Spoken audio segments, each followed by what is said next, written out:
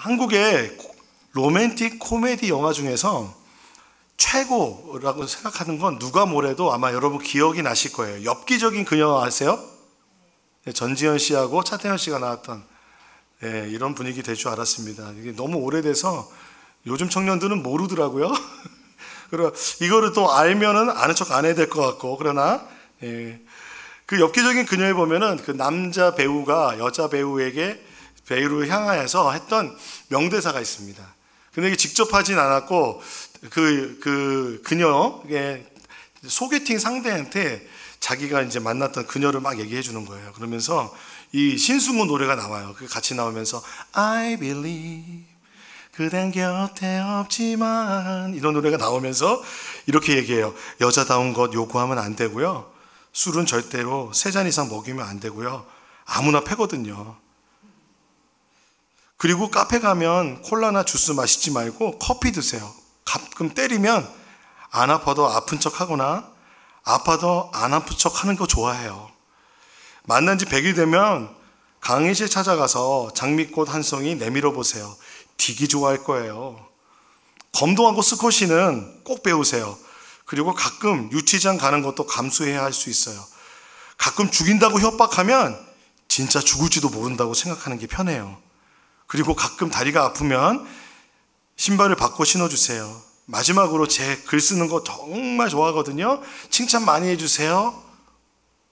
이렇게 얘기했습니다. 제가 하니까 좀 감흥이 없는데요. 영화로 보면 신승우 씨의 I believe 그댄 곁엔 없지만 이거 같이 나오면 굉장히 눈물도 많이 나고 그 사랑이 막 느껴집니다. 이게 참 명장면인데요. 그러면서 막 지하철을 찾아다니면서 서로 엇갈리다가 만나가지고 서로 그런 아름다운 장면이 나오는데, 사람이 사랑하면 사소한 것까지도 알게 됩니다. 사랑하면 관심 있고, 사랑하면 그 사람에 대해서 알게 됩니다. 잘 알게 됩니다. 그래서 제가 제 아내를 한번 표현해 봤어요. 그래서 여러분 중에 누가 불러줄 수 있으면 좋겠지만 제가 그냥 스스로 I believe 나온다고 생각하고, 제 아내는요 커피를 참 맛있게 내립니다. 고기와 떡볶이 분식을 좋아하고요. 이런 분위기 될 줄 몰랐는데요. 겨울에는 코트를 즐겨 입는데요. 늘 매장에서 똑같은 코트를 사오는 것 같아요. 정말 스타일 고집쟁이에요. 꽃을 사다 주는 이벤트도 좋아하지만 집안일하고 설거지하고 청소하는 남편을 더 좋아해요. 드라마는요 무조건 1회부터 봐야 되고요. 절대로 옆에서 스포하면 안 돼요. 그리고 영화 볼 때 절대로 액션 영화 같이 보면 안 되고요. 극장 갈 때는 감동적인 영화를 보러 가야 돼요. 그리고 늘 티나지 않게 함께 해주는 지혜를 가진 아내입니다. I believe 그댄 곁... 죄송했습니다. 그리고 사랑하면 더 알게 됩니다. 사랑하면 알고 싶고 아는 만큼 사랑합니다. 그렇지 않습니까, 여러분? 네. 그런데 오늘 본문을 보면 속상합니다. 본문이 굉장히 길죠. 이 긴 본문을 가지고 예수님이 유대인에게 자신을 증언하는 그 어떤 변증을 하고 계십니다. 그 유대인들이 너무합니다. 예수님께서 보여주신 그 표징을 보면 믿을만도 한데 예수님께 시비 겁니다. 안식일을 어겼어. 그리고 예수님께서 하나님을 아버지라고 부르니까 너 신성모독이야 라고 하며 핍박하고 죽이려고 합니다. 그래서 그런지 예수님께서, 베드로가 부활하시고 나서 예수님께 고백했잖아요. 너희는 나를 누구라 하느냐. 그 전이군요. 죄송합니다. 그 전이죠. 이 설교하다 보면 이럴 때가 있습니다. 오전에 설교하고 또 저녁에 설교하니까. 베드로가 했던 고백, 너희는 나를 누구라 하느냐 했을 때 베드로가 그러죠. 주는 그리스도시요 살아계신 하나님의 아들이십니다 라고 고백합니다. 그때 주님께서 야, 이 고백 너무 잘했다. 너 이 고백은 하나님이 하게 해주신 거야. 예수님 그렇게 말씀하시면서 내가 이 고백이 너무 좋아서 이 고백 위에 나의 교회를 세우겠다 주님 말씀하셨습니다. 이 예수님에 대한 고백을 한 베드로, 요한복음 마지막에는 네가 나를 사랑하느냐? 주님 물어보시죠. 네, 주님, 내가 주님 사랑합니다. 네가 나를 사랑하느냐? 3번 물어보시죠. 그때마다 베드로가 네, 주님, 제가 주님 사랑하는 거 주님이 아십니다. 이 고백이 얼마나 반가우셨을까요? 많은 사람들이 예수님이 이 땅에 오셨음에도 불구하고 받아들이지 않았습니다. 특히 유대인들은 그렇게 메시아를 기다리고 그리스도를 기다리던 자들인데 예수님을 인정하지 않았습니다. 그렇기 때문에 예수님을 지금 오늘 마치 법정에 서듯이 자기 자신을 증언하고 계십니다. 변호하고 계십니다. 31절에 보니까요, 내가 내 자신을 위하여 증언한다면 내 증언은 참되지 못하다. 나를 위하여 증언하여 주시는 분이 따로 있다. 나를 위하여 증언하시는 그 증언이 참되다는 것을 나는 안다 라고 딱 선포하십니다. 내가 하나님의 아들인 것, 그리고 내가 안식일의 주인인 것을 그 증언하시는 분이 있다는 겁니다. 예수님께서 오늘 유대인들과 어떤 이런 변증이 일어나서 예수님께서 하나님의 아들이심과 예수님께서 행하신 일들을 통해서 예수님이 어떤 분이신지, 살아계신 하나님이시며 생명의 주인이시며 심판의 주인이심을 나타내는 것을 지금 유대인들과 함께 법정에 서듯이 지금 신명기에 의해서 예수님께서 지금 변증하고 계심을 오늘 우리 본문의 말씀을 통해 볼 수가 있습니다. 신명기 말씀 같이 한번 읽어볼까요? 시작! 어떤 잘못이나 어떤 범죄라도 한 사람의 증언만으로는 판정할 수 없습니다. 2-3 사람의 증언이 있어야만 그 일을 확정할 수 있습니다. 2-3 사람의 증언이 있어야 되는 것입니다. 어떤 일에 대해서 변호할 때, 증언할 때, 그러므로 예수님께 지금 너는 안식일을 범했고 그리고 너는 신성모독이야 라고 말하는 유대인에게 예수님께서 지금 나를 증언하는 증인들이 있다 라고 예수님의 증인을 소개합니다. 그 예수님의 증인으로 나온 사람들을 보니까 2-3 사람인데 첫 번째가 누구냐면 세례 요한입니다. 세례 요한에 대해서 우리는 잘 알고 있습니다. 33절, 44절, 35절을 같이 읽어보겠습니다. 시작! 너희가 요한에게 사람을 보냈을 때에 그는 이 진리를 증언하였다. 내가 이 말을 하는 것은 내가 사람의 증언이 필요해서가 아니다. 그것은 다만 너희로 하여금 구원을 얻게 하려는 것이다. 요한은 타오르면서 빛을 내는 등불이었다. 너희는 잠시 동안 그의 빛 속에서 즐거워하려 하였다. 그들이 잘 알고 있는 세례 요한입니다.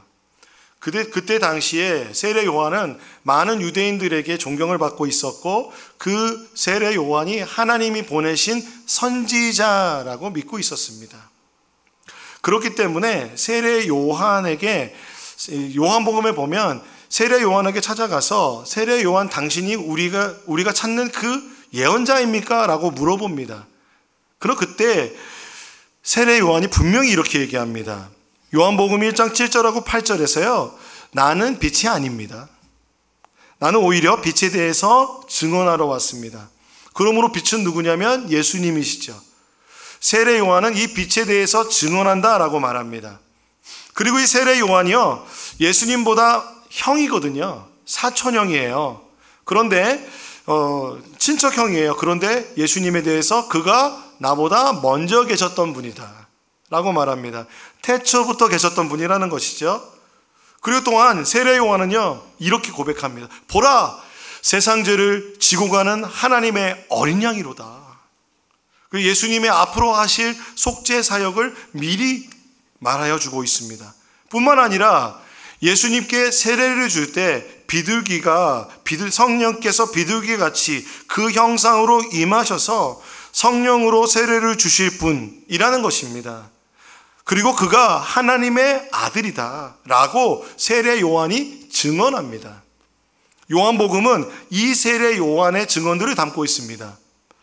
공간복음에서는 세례 요한이 예수님보다 앞서 하나님의 나라를 선포하는 자로 나타난다면 요한복음에서는 세례 요한은 예수님의 증인입니다.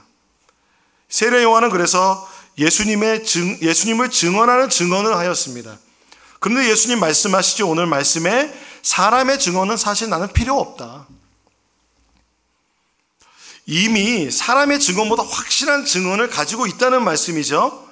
그런데 왜 사람의 증언, 세례 요한의 증언이 필요했냐면 오히려 유대인 너희들을 위한 구원을 위한 나의 배려라는 거예요. 세례 요한의 하는 말들을 잘 듣고 세례 요한을 따라갔다면 예수 그리스도의 구원을 얻을 수 있었다는 겁니다. 예수 그리스도를 알아볼 수 있었다는 것이죠. 그러므로 세례 요한을 뭐라고 말하냐면 잠시 켜두는 등불이라고 표현하고 있습니다. 세례 요한은 메시아가 아닙니다. 그는 단지 예수의 증인일 뿐이죠. 그래서 예수님은 이제 예수님의 증인으로서 누구를 내세우시냐면 하나님 아버지를 내세우십니다. 하늘에 계시는 하나님 아버지. 이렇게 말씀하십니다. 같이 읽어보겠습니다. 시작. 그러나 나에게는 요한의 증언보다 더 큰 증언이 있다. 아버지께서 나에게 완성하라고 주신 일들, 곧 내가 지금 하고 있는 바로 그 일들이 아버지께서 나를 보내주셨다는 것을 증언하여 준다. 또 나를 보내신 아버지께서 친히 나를 위하여 증언하여 주셨다. 아버지께서 우리 예수님을 증언하여 주고 계십니다. 36절과 37절에 보면 아버지께서는 두 가지 방법으로 증언하여 주고 계신데요. 첫 번째는 예수님께서 아버지께서 하라고 하신 일들을 이 땅에서 나타나신 그 일을 통해서 아버지께서 그것이 증언이 된다는 겁니다. 즉 표징을 행하시고 하나님의 말씀을 전하시고 그리고 무엇을 하셨습니까? 이 땅에서 공생애 하시면서 많은 사람을 치유하여 주셨습니다. 뿐만 아니라 하나님 나라의 복음을 전하시고 십자가에서 자신을 내어주시며 그리고 십자가 그 죽음의 권세를 이기시고 부활하셨습니다. 이 예수님이 하신 일 그 자체가 바로 하나님이 예수를 보내셨다는 것을 증언하고 있다는 겁니다. 그런데 그들은 예수님이 행하신 일들을 보고도 예수님을 알아보지 못했어요. 그런데 예수님을 알아본 사람이 있었습니다. 누구다면 우리가 알듯이 요한복음에 니고데모라는 사람이 있습니다. 예루살렘에서 예수님이 표징들을 막 행하실 때 밤늦게 찾아온 한 사람이 있었습니다. 니고데모입니다. 이 사람이 찾아와서 이렇게 말해요. 랍비님, 우리는 선생님이 하나님께로부터 오신 분임을 압니다. 하나님이 함께 하시지 않으면 선생님이 행하시는 그런 표징들은 아무도 행할 수 없습니다. 라고 고백합니다. 즉, 이 니고데모는 유대인 중에 1% 되는 엘리트거든요. 그가 예수님의 표징들을 보고 그가 이미 알고 있었던 그 하나님의 말씀들이 꿰어졌을 겁니다. 꿰어지면서 이 사람이 하나님으로 인하여 이 일을 행하고 계시구나. 그러므로 예수님께서 공생애 동안 하셨던 모든 일은 아버지께서 친히 증언해 주시는 일이 동시에 되는 겁니다. 그리고 이 요한복음에는 기록되어 있지 않지만은 공관복음에는 예수님께서 세례를 받으실 때 그리고 변화산에서 변모하셨을 때 하나님 아버지께서 음성으로 예수님에 대해서 증언하여 주십니다. 이것이 두 번째 증언입니다. 하나님이 친히 내 아들이라 말씀해 주셨습니다. 하늘로부터 이는 내 사랑하는 아들이요 기뻐하는 자라라고 큰 목소리가 났습니다. 하나님의 음성이 들렸습니다. 하나님이 예수 그리스도께서 세례 요한에게 세례를 받을 때 세례 요한은 이걸 보았죠. 직접 보았습니다. 요한복음에는 그 내용이 나타나지 않아요. 그러나 요한복음에서 중요하게 나타나는 것은 성령이 비둘기같이 임하심으로 성령의 세례를 주시는 분, 즉 아버지께서 아들 예수에게 성령을 부여하셨다라는 것입니다. 그러므로 이것 자체로 예수님께서 하나님의 아들이심을 증언하고 있는 것입니다. 근데 이런 얘기들을 들었을까요? 못 들었을까요? 유대인들이 들었을 겁니다. 공생애 시작되기 전에 그런 일이 있었다는 소문들이 났을 겁니다. 세례 요한도 그렇게 이야기하였습니다. 그런데 그들의 귀가 닫혀 있었습니다. 영적인 귀가 닫혀 있어서 하나님의 음성을 듣지 못하였습니다. 사랑하는 여러분, 우리가 하나님의 말씀을 듣고 또한 하나님을 찬양할 수 있는 그런 영적인 그런 많은 것들을 누릴 수 있는 시대에 살고 있습니다. 그러나 여러분, 우리가 영적인 귀가 닫히면 하나님 모를 수 있습니다. 하나님 모르고 신앙생활 할 수 있습니다. 하나님 알지 못하고 신앙생활 할 수 있습니다. 그러나 하나님께서는 우리가 하나님을 알기 원하십니다. 아버지께서는 우리에게 예수님을 보내주셨고, 하나님 아버지는 그 예수를 통해서 우리를 구원하여 주셨습니다. 그것을 우리에게 알려주기 원하십니다. 37절, 38절을 같이 읽어보겠습니다. 시작. 너희는 그 음성을 들은 일도 없고 그 모습을 본 일도 없다. 또 그 말씀이 너희 속에 머물러 있지도 않다. 그것은 너희가 그분이 보내신 이를 믿지 않기 때문이다.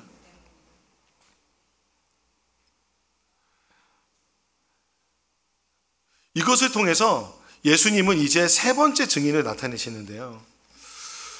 아버지께서 분명히 말씀해 주시고 아버지께서 나타내셨고 보여주고 있지만 그들은 왜 못 보냐면 음성을 들은 일이 없기 때문에 그래요.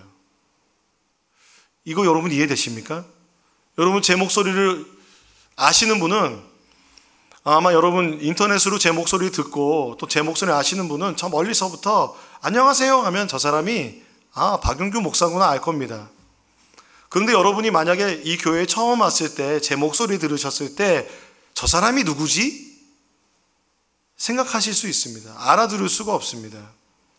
하나님의 음성 그리고 또 하나님의 말씀이 내 마음속에 있어야 그가 보내신, 하나님 분명히 그 아들을 보내시고 메시아와 그리스도를 보낸다고 말씀하셨거든요. 그 말씀이 마음 안에 있지 않기 때문에, 받아들이지 않기 때문에 그 음성 듣지 못한 겁니다. 그러므로 예수님께서 이제 마지막으로 증언하시는 증인을 선택하시는데 그게 바로 성경입니다. 유대인들은요 아주 그 성경에는 전문가였습니다. 그들이 성경의 전문가였는데 그 성경이 나를 증언하고 있다는 겁니다. 39절 34절 같이 읽어보겠습니다. 시작. 너희가 성경을 연구하는 것은 영원한 생명이 그 안에 있다고 생각하기 때문이다.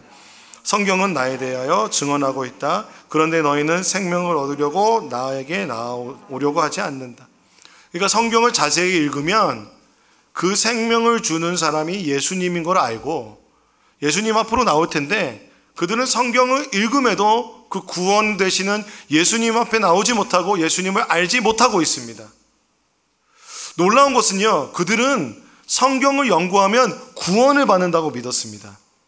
성경을 연구하는 것으로, 성경을 연구하고 성경을 읽고 성경에 대해서 알기 시작하면 그들은 이렇게 생각했어요. 율법에 대한 연구를 하면 할수록 생명 또한 얻게 된다. 만일 사람이 좋은 이름을 얻게 된다면 그는 자신을 위해서 무언가를 얻은 것이다. 그와 같이 만일 그가 자신을 위해서 율법의 말씀을 얻게 되면 그는 자신을 위해 오는 세상에 생명을 얻은 것이다 라고 말합니다. 그들은 성경 자체를 엄청나게 연구하였습니다. 연구를 하면 할수록 생명을 얻는다고 하였지만 그들은 성경 자체에만 몰두하여 예수님을 알아보지 못했습니다. 참된 생명 되신 예수님을 알지 못했습니다. 그렇다면 소용없는 일입니다. 우리가 예미쌈 프로젝트를 하면서 성경을 읽고 있습니다. 성경을 읽고 있습니다. 30분 동안 성경을 읽습니다. 그 시간이 깁니다. 짧은 시간 아닙니다. 그러나 어떤 분은 이 긴 시간에 이 말씀들을 읽고 또 들으면서 어느 순간 하나님께서 내 삶 가운데에 부딪히게 하시는 말씀을 경험하며 그 말씀이 내 마음에 심길 때 예수님을 알게 되고 하나님을 알게 됩니다. 그런데 우리가 이 예미쌈을 그냥 이렇게 말씀드리면 좀 어떻게 생각할지 모르겠어요. 그냥 우리가 꿀 타려고, 시상 받으려고, 그리고 우리가 사람들에게 경건한 사람이다라는 것을 증명하기 위해서 한다면 그 말씀 하나도 우리 마음속에 심겨지지 않을 겁니다. 그렇다면은 우리가 명명한 예미쌈하고는 전혀 다른 것입니다. 제가 예미쌈 해서 이 프로젝트를 하면서 여러분에게 성경 읽기를 권해드리는 이유가 있다면 그 어느 순간 그 말씀이 내 안에 부딪혀 내 말씀 안에 내 삶 가운데 적용될 때가 있거든요. 그렇기 때문에 여러분에게 권해드리는 겁니다. 성경을 열심히 공부하는 사람들 있죠. 성경을 열심히 공부해서 다른 데로 가는 사람들이 있습니다. 누구죠? 이단들입니다. 성경을 예수님 없이 성경을 연구하게 되면 이단에 빠집니다. 자기가 원하는 대로 성경 말씀을 가져다가 사용하여 자기를 위해서 씁니다. 유대인들도 마찬가지였던 거 아닐까요? 이 세 가지 증언, 세례 요한의 증언, 그리고 하나님 아버지의 증언, 그리고 성경 말씀이 지금 역사 속에서 계시하고 있는 예수 그리스도에 대한 증언을 받아들이지 못하고 유대인들은 냉담한 마음의 태도를 가지고 있었습니다. 그 벽에다가 얘기하는 것처럼 답답한 마음이 드는 것입니다. 요한복음 우리의 말씀, 오늘 본문 말씀 42절부터 44절까지 말씀을 같이 한번 읽어보겠습니다. 시작. 너희에게는 하나님을 사랑하는 마음이 없고 나는 알고 있다. 내가 내 아버지의 이름으로 왔는데 너희는 나를 영접하지 않는다. 그러나 다른 이가 자기 이름으로 오면 너희는 그를 영접할 것이다. 너희는 서로 영광을 주고받으면서 오직 한 분이신 하나님께 주시는 영광을 구하지 않으니 어떻게 믿을 수 있겠느냐. 그들은 자신의 영광만을 구하였습니다. 자신의 유익만을 구했습니다.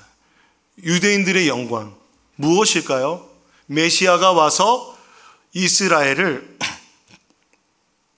다윗의 시대와 같은 시대로, 그 영화로운 시대로 다시 돌려주기를 기대했을 겁니다. 그러나 하나님께서 주시는 진정한 영광은 성경을 온전히 하나님이 보내신 선지자들의 이야기들을 다 경청하지 않고 자기 원하는 대로만 듣기 때문에 자기의 영광, 하나님께서 주시는 영광은 보지 못하는 겁니다. 그 이유가 뭐냐면 42절에 나와 있습니다. 너희에게 하나님을 사랑하는 마음이 없는 것도 나는 알고 있다.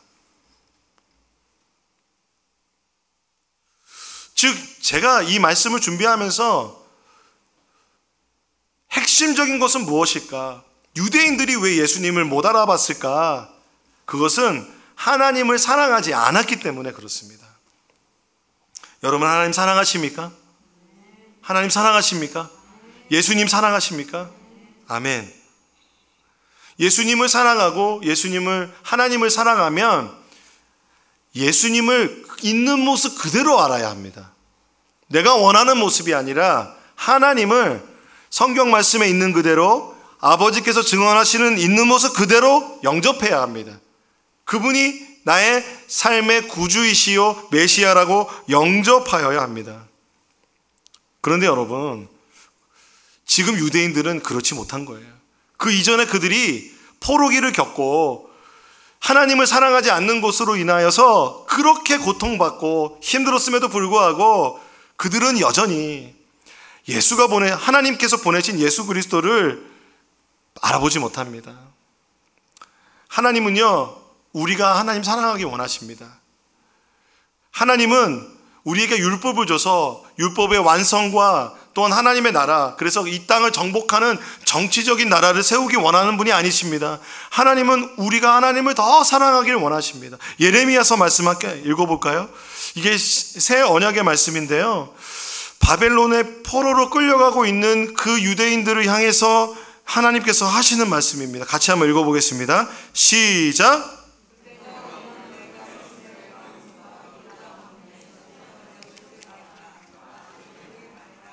이것은 내가 그들의 조상의 손을 잡고 이집트 땅에서 데리고 나오던 때에 세운 언약과는 다른 것이다. 내가 그들의 남편이 되었어도 그들은 나의 언약을 깨뜨려 버렸다. 나 주의 말이다. 그러나 그 시절이 지난 뒤에 내가 이스라엘 가문과 언약을 세울 것이니 나는 나의 율법을 그들의 가슴 속에 넣어주며 그들의 마음판에 새겨 기록하여 나는 그들의 하나님이 되고 그들은 나의 백성이 될 것이다. 나 주의 말이니라.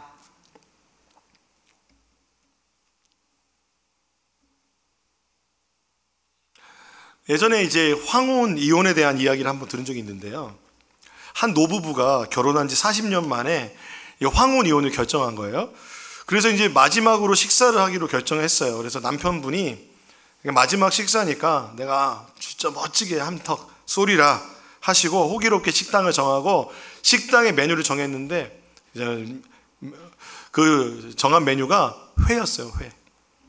그래서 가서 식사를 하려고 이제 그때 당시에 지금 시가로 제일 좋은 걸로 주세요 라고 이제 준비해 주세요 라고 말하고 이제 아내가 오기를 기다렸습니다.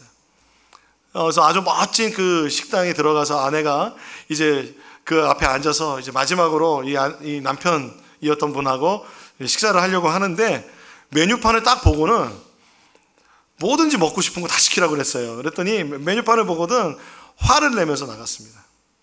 야, 진짜 내가 먹을 수 있는 게 하나도 없네. 알고 보니까 이분은 생선을 못 먹는 거예요. 특히 회도 못 먹는 거예요. 제가 조금 각색해 봤거든요. 이 남편은 평생 아내를 사랑한다고 했으면서 아내가 뭐 좋아하는지 관심이 없었던 겁니다. 그리고 자기가 원하는 대로 식당도 다 정하고 자기 원하는 대로가 했던 겁니다.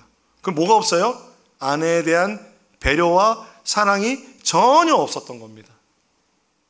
유대인들이 이런 거네요. 유대인들이 나 하나님 사랑해요, 하나님 사랑해요 했지만 그들은 자기 자신만을 사랑했어요. 자기 방법으로 자기를 사랑했지 하나님을 사랑하지 않았어요. 하나님을 사랑했다면 예수님을 알아봤어야 정상인 겁니다. 사랑해야 사랑할수록 하나님을 사랑할수록 구원을 받는 겁니다. 율법을 연구할수록 구원을 받고 생명을 받는 게 아니라 사랑할수록 우리에게 보내신 예수 그리스도 그리고 그 하나님을 사랑할수록 우리는 생명을 얻는 겁니다. 우리가 왜 성경을 읽습니까? 예수 믿고 사는 삶 왜 합니까? 하나님을 더 사랑하기 위해서입니다. 예수 닮기를 이란 찬양이 있습니다.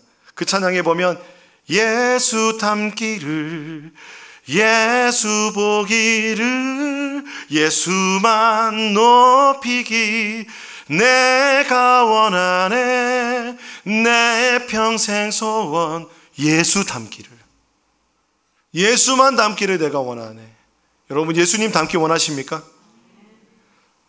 아멘이십니까?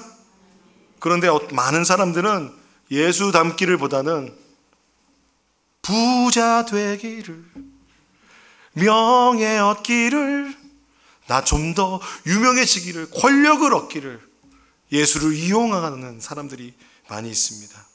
사랑하는 여러분, 우리가 삶을 살아가며 예수님 믿으면서 혹 예수님 이용하고 하나님 이용하고 그리고 하나님이 어떤 분이신지 전혀 모르는 예수님이 어떤 분이신지 전혀 모르는 그런 불쌍한 신앙인 안 되기를 저는 소원합니다.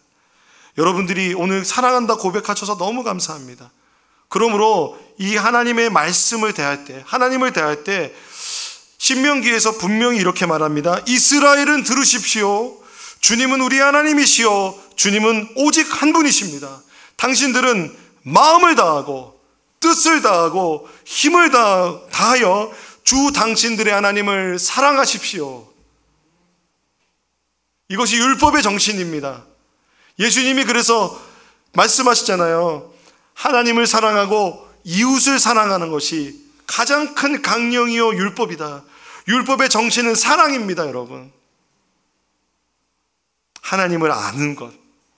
모세가 이 이야기 한 거잖아요. 그렇잖아요. 그래서 오늘 본문 말씀에 너희가 그렇게 자랑하는 모세가 예수님 인정할까? 그런데 본문 말씀에 보면 모세가 너희를 고발하고 있다고 말해요. 이 말씀에 보면 하나님 사랑하지 않기 때문에 이미 고발받은 거예요. 하나님을 모르기 때문에. 또한 신명기 18장 15절에 보면 이렇게 말해요. 주 당신들의 하나님은 당신들의 동족 가운데서 나와 같은 예언자 한 사람을 일으켜 세워주실 것이니 당신들은 그의 말을 들어야 할 것입니다. 모세가 한 말이에요.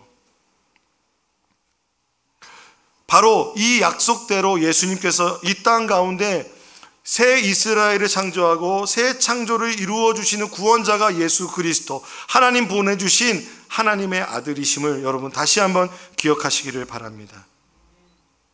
예수님을 알지 못하는 사람은 하나님을 사랑할 수 없습니다. 예수를 안다면 하나님을 사랑할 수 있습니다. 그들은 하나님을 사랑함으로 계명과 율법으로 살아가지 않았던 겁니다. 그러므로 그들에게 보내신 그 사랑하는 아들 예수 그리스도를 알아보지 못하였습니다. 이전에 지난주에 우리가 말한 것처럼 기억나실지 모르겠어요. 아버지와 아들이 친밀한 사랑 속에 서로 친밀한 관계 속에 계십니다. 여러분, 서로 사랑한다고 말씀하셨습니다. 그와 같이 우리도 성부, 성자, 성령 하나님과 친밀한 사랑에 빠져야 합니다. 자녀와 같은 사랑, 그리고 연인과 같은 친밀한, 그리고 부부와 같은 친밀함을 통해서 하나님을 사랑하여야 합니다. 사랑하는 사람은 하나님을 알 수 있습니다. 요한일서 말씀에 보니까요, 사랑하지 않는 사람은 하나님을 알지 못합니다. 하나님은 사랑이시기 때문입니다. 반대로 말하면 사랑하는 사람은 하나님을 알 수 있습니다 라는 것입니다. 그 하나님을 알 수 있게 우리에게 보내주신 참된 사랑 그 자체가 누구시냐면 예수 그리스도이십니다. 요한일서 1장 4장 12절에서 16절 말씀 같이 읽어보겠습니다. 시작. 지금까지 하나님을 본 사람은 없습니다. 그러나 우리가 서로 사랑하면 하나님이 우리 가운데 계시고 하나님의 사랑이 우리 가운데서 완성된 것입니다. 하나님이 우리에게 자기 영을 나누어 주셨습니다. 이것은 우리가 하나님 안에 있고 하나님이 우리 안에 계시다는 것을 우리는 압니다. 우리는 아버지께서 아들을 세상의 구주를 보내신 것을 보았고 또 그것을 증언합니다. 누구든지 예수를 하나님의 아들로 시인하면 하나님이 그 사람 안에 계시고 그 사람은 하나님 안에 있습니다. 우리는 하나님이 우리에게 베푸시는 사랑을 알았고 또 믿었습니다. 하나님은 사랑하신 사랑입니다. 사랑 안에 있는 사람은 하나님 안에 있고 하나님도 그 사람 안에 계십니다. 이것이 비밀입니다. 예수님은 하나님이십니다. 예수님은 사랑이십니다. 사랑 그 자체이십니다. 그러므로 여러분, 오늘 이 말씀과 같이 우리 안에 계시는 그 하나님, 자기의 영을 보내주셔서 우리 안에 내주하시는, 성령으로 내주하시는 그 하나님은 사랑이십니다. 그러므로 우리가 사랑할 때 하나님이 내 안에 계심을 알 수 있습니다.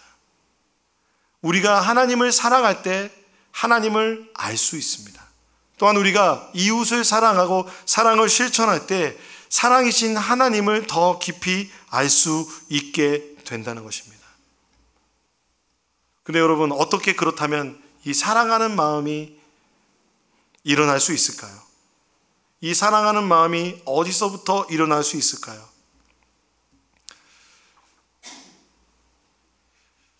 사랑하고 싶은데, 여러분 그 생각 드시잖아요. 그 생각 안 드세요? 막 사랑할 수 있다는 자신감이 생기십니까? 아니면 여러분의 일주일의 삶과 여러분의 삶을 돌아볼 때 하나님 사랑하는 것이 더 많았습니까? 아니면 하나님 없이 사는 게 더 많았습니까? 하나님 사랑한다 말씀 여러분 하셨어요. 정말 근데 솔직하게 한번 생각해 보세요. 그런데 우리의 삶에 하나님 사랑할 힘조차도 없음을 우리 인정해야 됩니다.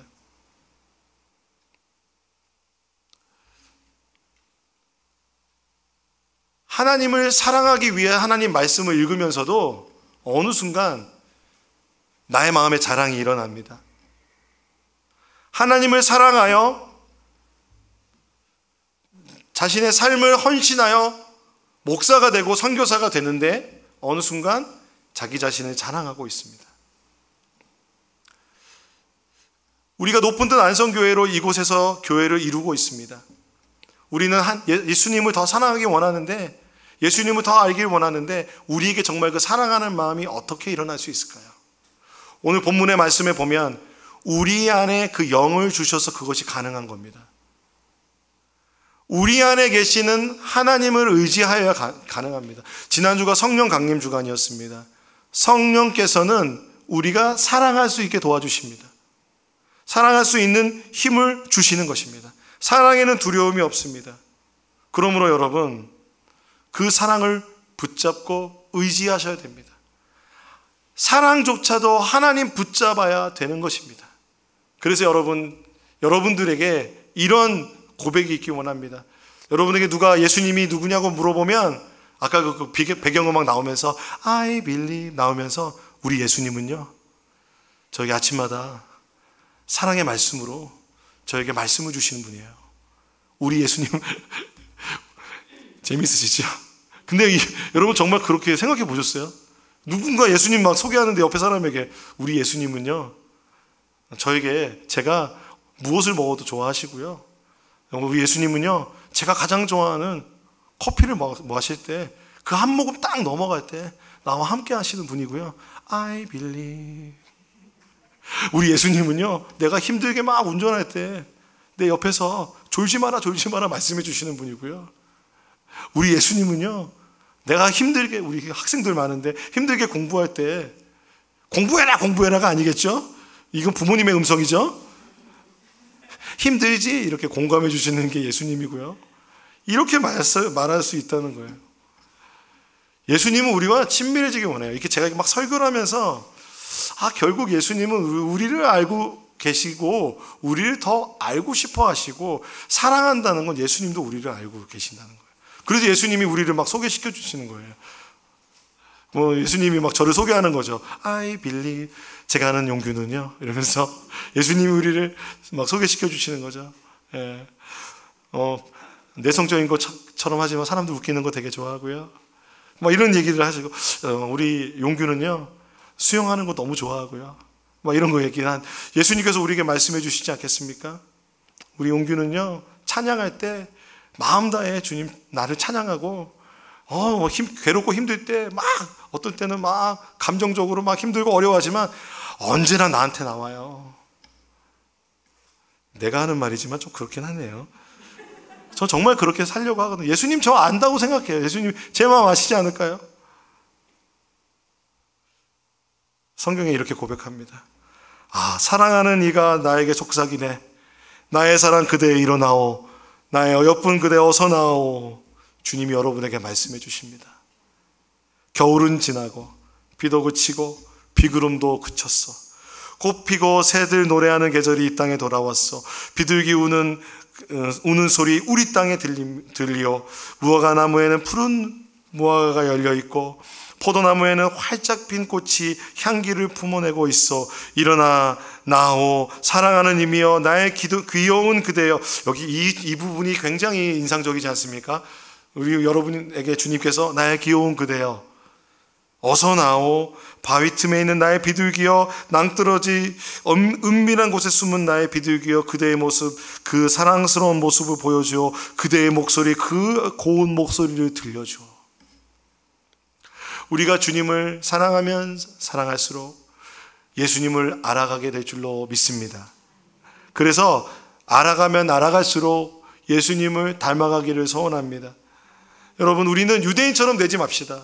딱딱한 마음으로 나에게 증명해봐 이게 아니라 우리는 말씀을 대할 때 사랑함으로 예수님께 나아갑시다.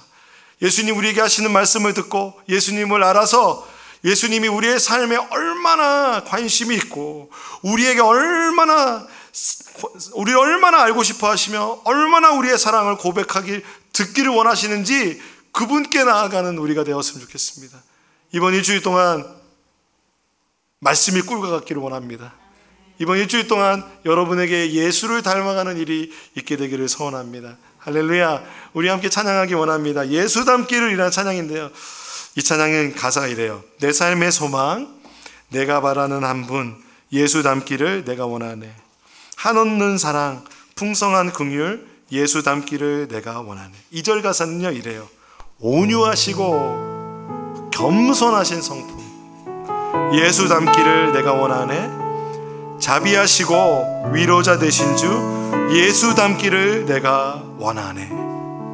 함께 찬양하지 않으시겠습니까? 내 삶의 소망 내 삶의 소망 내가 바라는 한 분 예수 닮기를 내가 원하네. 한없는 사랑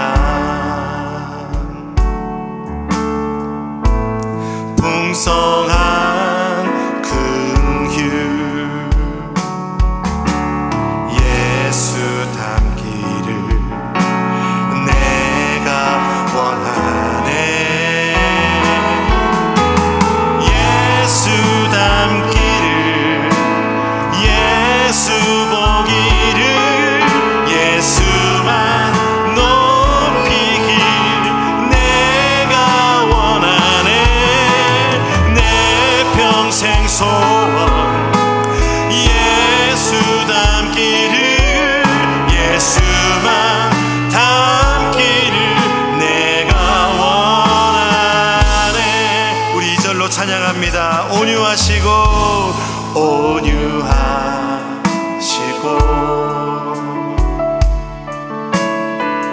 겸손하신 성품 예수 닮기를 내가 원하네. 자비하시고 위로자 되신 주 위로자 되신 주 예수 닮기를 내가 원하네. 예수 닮기를 예수 보기를 예수만 높이길 내가 원하네. 내 평생 소원 예수 닮기를 예수만 닮기를 내가 원하네. 예수 닮기를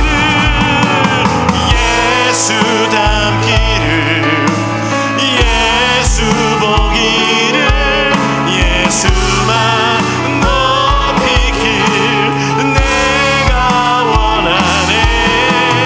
내 평생 소원 예수